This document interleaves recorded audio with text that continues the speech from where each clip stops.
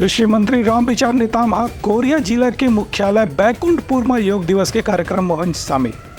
उकर कहना है कि योग अब प्राचीन परंपरा है, एकर ले शरीर के संगे संग मन में घलो फायदा होते। अंतर्राष्ट्रीय योग दिवस के मौका में कृषि मंत्री कोरिया जिले के प्रभारी रामविचार नेताम आज बिहिनिया जिला मुख्यालय बैकुंठपुर के रामानुज मिनी स्टेडियम में आयोजित योगाभ्यास कार्यक्रम में शामिल हुई। इस मौका में रामविचार नेताम लोगन मन से अपील करें कि दैनिक जीवन में यदि प्रातः काल के समय में ही योगाभ्यास ला अनिवार्य रूप से कर ले जाए, एकर से दिन भर शरीर में स्फूर्ति, ताजगी और एक अलग किस्म के ऊर्जा अनुभव होते। कार्यक्रम में जन प्रतिनिधि, गणमान्य नागरिक, अधिकारी, कर्मचारी और स्कूल के लेखन घलो योगाभ्यास में शामिल हुई। उनकर कहना है कि योगाभ्यास से दुनिया भर में भारत के महत्व ला समझे जाते।